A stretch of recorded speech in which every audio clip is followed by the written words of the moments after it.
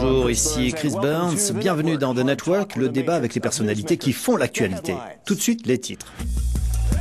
Le référendum grec contre le douloureux plan de sauvetage arrive un an après la déferlante populiste et eurosceptique aux dernières élections européennes. La menace d'un Grexit a profondément secoué l'Union européenne. Alors que les responsables de l'UE se préparaient à un scénario catastrophe, les leaders eurosceptiques tels que Nigel Farage de UKIP étaient à la fête. Alors, ont-ils vu juste? La crise grecque est-elle seulement l'exemple le plus frappant d'une Europe à plusieurs vitesses en panne, pour ne pas dire en voie d'extinction? Les dirigeants européens sont également très divisés sur la question de l'immigration. Et l'Espagne sera-t-elle au cœur de la prochaine crise? À l'approche des élections prévues à l'automne, on observe une percée des partis eurosceptiques qui surfent sur le mécontentement déclenché par les mesures d'austérité imposées par l'Union européenne. Depuis Bruxelles, j'accueille l'eurodéputé tchèque et vice-président du groupe parlementaire Alliance des démocrates et des libéraux pour l'Europe, Pavel Telička. L'ex-diplomate Pierre Vimont, membre du think tank Carnegie Europe, et Pablo Bustinduy, coordinateur au Parlement européen de la délégation Podemos, le parti de la gauche radicale espagnole. Bienvenue à vous. Ma première question, en commençant par vous, Pavel, est-ce le début de la fin pour l'Union européenne, ou en tout cas pour l'euro? Un Euroguédan est-il en vue? Dans l'introduction, M. Farage disait que oui, mais il a généralement tort. Je dirais plutôt que c'est le début d'un nouveau départ. Évidemment, M. Tsipras doit se défendre de retour chez lui, mais l'Union européenne et la zone euro doivent réaliser qu'il ne s'agit que d'une première bataille. Il y en aura beaucoup d'autres si l'UE et la zone euro veulent s'attaquer aux vraies problématiques des citoyens. Pierre, qu'en pensez-vous? C'est l'une des crises les plus difficiles de toute l'histoire de l'Europe. Et n'oublions pas que nous sommes confrontés à une terrible crise économique et financière. Mais je pense que l'Europe trouvera la solution comme elle l'a toujours fait par le passé. Pablo, on trouvera la solution ou non? Nous traversons une importante période de turbulence. L'idée que l'on a d'une Europe sociale, pacifique, solidaire, où toutes les nations coexistent, commence à être mise à mal, à cause de l'intransigeance des créanciers envers un pays qui vit un moment très difficile. Le journal allemand Die Zeit parle non seulement de la crise grecque, mais également de l'érosion de la démocratie en Hongrie, des crises de l'immigration, d'un possible Brexit, de la montée des partis d'extrême droite et souligne que les solutions sont toujours trouvées à l'aube, à l'issue de réunions marathon entre dirigeants et non par la voie parlementaire.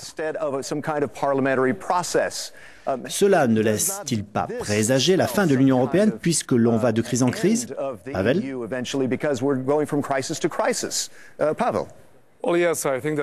Oui, il est vrai que l'Union européenne a connu trop de crises ces dernières années. Et de ce point de vue-là, on a toutes les raisons de se montrer sceptique. Dans le même temps, je pense que le moment est opportun au niveau parlementaire. Par exemple, nous avons invité le président de notre groupe, M. Verhofstadt, ainsi que M. Tsipras au Parlement européen pour un important débat. Et au final, cela a peut-être permis d'arriver à l'accord trouvé. Pablo, votre avis? Selon moi, il y a un problème structurel au sein de l'Union européenne, à savoir une confrontation, un clash entre d'un côté l'austérité et son cortège de politiques économiques imposées aux gens depuis la crise par des organes non élus et de l'autre côté la démocratie. Si l'Europe perd son lien fondamental avec la démocratie, alors nous aurons de gros ennuis. Exactement, les dirigeants ont la main, les décisions viennent d'en haut plutôt que de la base. Pierre, vous conseillez ponctuellement Donald Tusk, le président du Conseil européen. Est-ce que ce n'est pas un problème fondamental? Les dirigeants trouvent des solutions et non les parlements.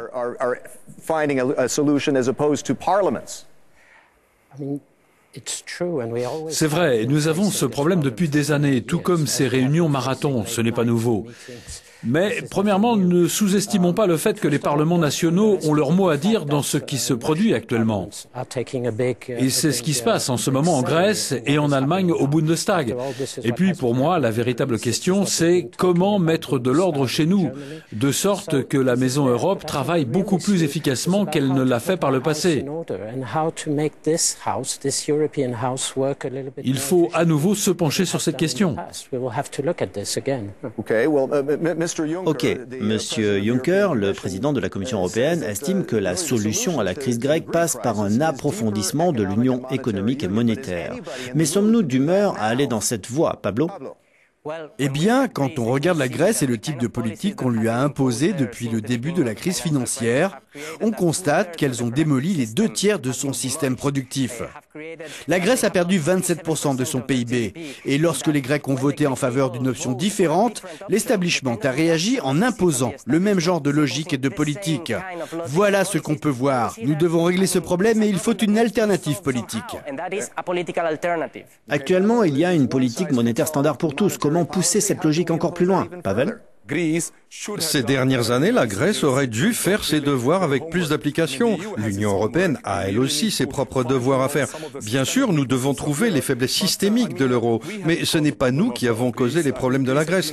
La Grèce a vécu, disons, au-dessus de ses moyens, et c'est maintenant à elle d'entreprendre des réformes structurelles afin qu'elle puisse mieux s'intégrer dans la zone euro à l'avenir. Pierre, revenons à ma précédente question. L'UE est-elle condamnée parce qu'elle n'arrivera jamais à créer une véritable union politique et monétaire? C'est ce à quoi nous assistons. Après tout, n'oublions pas que l'union économique et monétaire est encore très jeune. Elle remonte à une quinzaine d'années environ. Et ce à quoi nous assistons, c'est le premier résultat de cette union économique. C'est-à-dire que les plus forts seront devenus encore plus forts et les plus faibles encore plus faibles.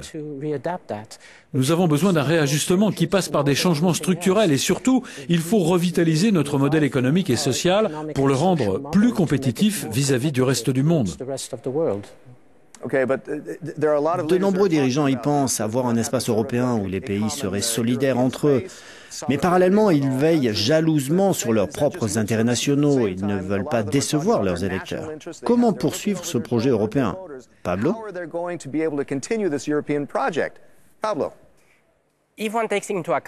Depuis le début de la crise, 19 gouvernements n'ont pas été reconduits par les électeurs. Il y a clairement un problème d'insatisfaction envers la classe politique en Europe. Cela s'explique par l'effacement sous le poids de l'austérité du clivage droite-gauche et centre-droit, centre-gauche. Tous les gouvernements appliquent la même politique. Il faut construire un espace pour une alternative politique démocratique qui va renouveler le projet européen. Mais les intérêts nationaux ne priment-ils pas sur l'intérêt commun européen, Pavel? Vous avez raison, l'Europe a changé et les politiques européennes de certains États membres sont trop centrées sur les préoccupations nationales.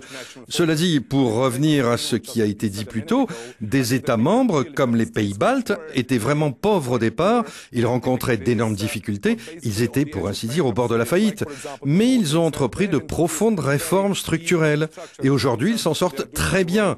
Concernant l'Union européenne, nous avons besoin d'une nouvelle gouvernance économique. Mais l'Espagne sera-t-elle au cœur de la prochaine crise, Pierre?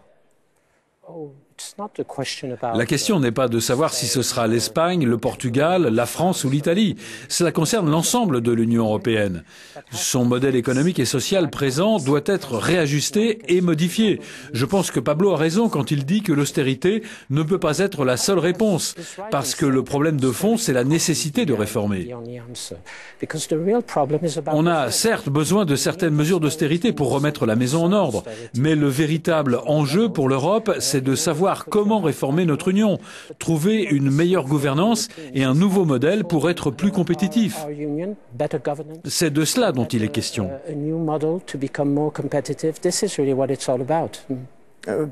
Pablo, votre parti, Podemos, pourrait faire une percée importante lors des élections législatives espagnoles à l'automne. Cela pourrait-il vous mettre dans une situation qui, comme en Grèce, ne vous laisserait aucune alternative face à la crise? Non, je ne pense pas. Le gouvernement grec a franchi une première étape et cela continuera dans d'autres pays. Il ne s'agit pas d'envoyer un message eurosceptique, mais de rappeler l'importance de rénover le projet européen pour qu'il serve les intérêts des gens. Pour la classe politique espagnole, ce sera un moment de changement décisif dont on a besoin pour éviter les problèmes structurels liés aux politiques économiques qui ont été prises. Les peuples d'Europe payent le prix de l'échec de ces politiques.